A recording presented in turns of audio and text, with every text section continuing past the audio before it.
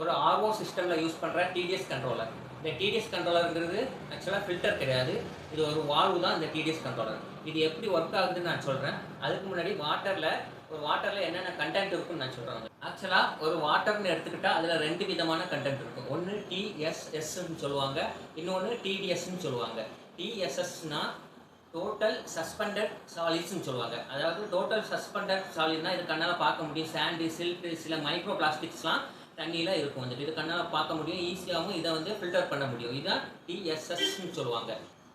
இதே மாதிரி டிடிஎஸ்ன்னு சொல்லுவாங்க, டோட்டல் டிசால்வ்டு சாலிட்ஸ்ன்னு சொல்லுவாங்க.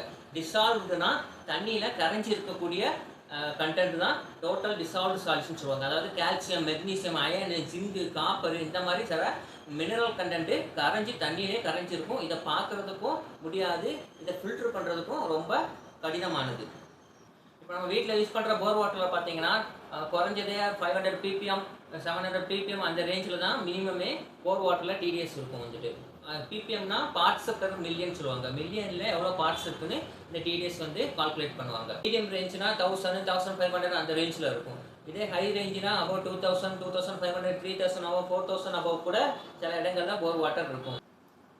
ஸோ இந்த போர் வாட்டர்லாம் அளவுக்கு அதிகமாக மினரல்ஸ் இருக்கும்போது நம்ம அதை குடிக்க முடியாது. ஏன்னா உப்புத்தன்மை அதில் அதிகமாக இருக்கும், அதனால நம்ம அதை குடிக்க முடியாது. அதுக்காண்டி தான் நம்ம ஆர்ஓ சிஸ்டம் யூஸ் பண்ணுவோம். ஆர்ஓ சிஸ்டம் யூஸ் பண்ணும்பொழுது அதில் உள்ள சால்ட்டெல்லாம் ரிஜெக்ட் பண்ணி நமக்கு குடிக்கிறதுக்கு தேவையான பர்டிகுலர் ppmல நமக்கு குடிக்கிற தண்ணி நமக்கு கிடைக்கும். அதனால தான் டேஸ்ட் வந்து கிடைக்கும். இப்போ 500 சால்ட் வந்து ஆர்ஓ பண்ணும்போது 20 to 40 ppm அந்த அளவுக்கு குறைஞ்சிரும். இதே இப்போ சில இடங்களில் உள்ள ஆற்று தண்ணி வெல் வாட்டர்லாம் பார்த்தீங்கன்னா நார்மலாகவே டிடிஎஸ் லெவல் கம்மியாக தான் இருக்கும். வந்துட்டு இப்போ ஆற்று தண்ணியில் எடுத்துக்கிட்டால் இப்போ 40 ppm 50 ppmலேருந்து அப் டு 100 ppm மேக்ஸிமம் பார்த்தா 120 ppm அந்த ரேஞ்சில் தான் ஆற்று தண்ணியில் நமக்கு மினரல்ஸ் கண்டென்ட் இருக்கும். வந்துட்டு இப்போ அதெல்லாம் ஃபில்டர் பண்ணி குடிக்கும்போது, இப்போ ஆற்று தண்ணியெலாம் ஃபில்டர் பண்ணி குடிக்கும்போது நமக்கு 10 ppm கீழே வந்து போயிடும் ஆர்ஓ பண்ணும்போது. அப்போ அந்த மாதிரி சிஸ்டமில் தான் இந்த டிடிஎஸ் கண்ட்ரோலர் வந்து நமக்கு யூஸ் பண்ணியிருப்பாங்க. இப்போ இந்த டிடிஎஸ் கண்ட்ரோலர்னால் ஒன்றும் இல்லை, இந்த ஃபில்டர் கிடையாது, எதுவும் கிடையாது. இந்த டிடிஎஸ் கண்ட்ரோலர் என்ன பண்ணணும்னா, இப்போ நம்ம ஆர்ஓலேருந்து பியூரிஃபை ஆன வாட்டர் வரும், அதை ஸ்டோரேஜுக்கு வர்றதுக்கு முன்னாடி இந்த டிடிஎஸ் கண்ட்ரோல் மூலமாக ரா வாட்டர் வந்து ட்ராப் பை ட்ராப்பாக அந்த பியூரிஃபைடு வாட்டரோட ஆட் பண்ணி விடுவோம். வந்துட்டு அதுதான் இந்த டிடிஎஸ் கண்ட்ரோலரோட வேலை. இப்போது ஆற்று ஃபில்டர் ஆகும்போது இப்போ 40 ppm 50 ppm இருக்குன்னா அதை ஃபில்டர் பண்ணி வரும்போது 10 ppm அப்படி இருக்குன்னா, எக்ஸாம்பிளுக்கு 10 ppm வருது, நம்ம பியூரிஃபைடு வாட்டர் வருதுன்னா நமக்கு இன்னும் கொஞ்சம் தேவை. இப்போ ஒரு 20-40 ppm தேவைன்னா இந்த ரா வாட்டர் வந்து இந்த டிடிஎஸ் கண்ட்ரோலர் வரையும் ஆட் பண்ணுவோம்.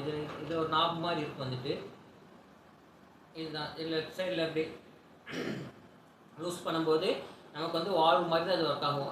லெஃப்ட் சைடில் லூஸ் பண்ணும்போது தண்ணி வந்து ட்ராப் பை ட்ராப்பாக நம்ம பியூரிஃபைடு வாட்டரோட ஆட் பண்ணுவோம். வந்துட்டு அப்போ நமக்கு டிடிஎஸ் வந்து இன்க்ரீஸ் பண்ணி கொடுக்கும். இப்போ 10 ppmனா இப்போ ட்ராப் பை ட்ராப்பாக அதில் ஆட் பண்ணும்போது நமக்கு 20 ppm தேவையா 40 ppm தேவையா அப்படின்னு சொல்லிட்டு நமக்கு அட்ஜஸ்ட் பண்ணி வச்சுக்கலாம்.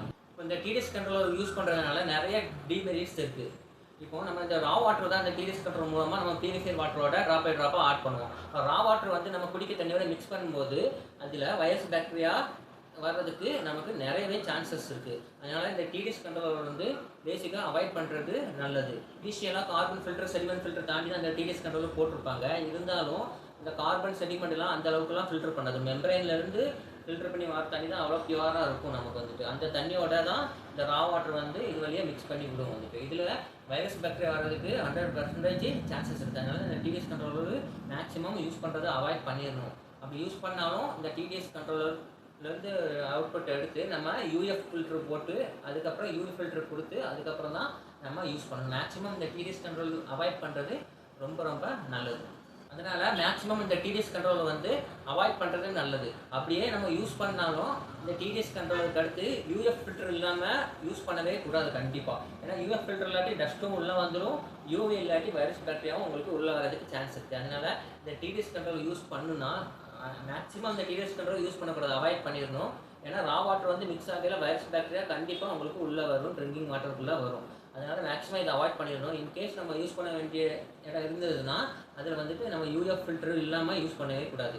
இந்த டிடிஎஸ் கண்ட்ரோலுக்கு அப்புறம் வர தண்ணி வந்து யூஎஃப் ஃபில்டர் போட்டு அதுக்கப்புறம் ட்ரிங்கிங் வாட்டரோட கலந்துவிட்டு ஃபைனலாக யூவி ஃபில்டருக்கு வழியே உள்ளே கொடுத்து தான் நம்ம வந்து யூஸ் பண்ணணும். மேக்ஸிமம் இந்த டிடிஎஸ் கண்ட்ரோலர் வந்து யூஸ் பண்ணுறதை அவாய்ட் பண்ணுறது ரொம்ப ரொம்ப நல்லது.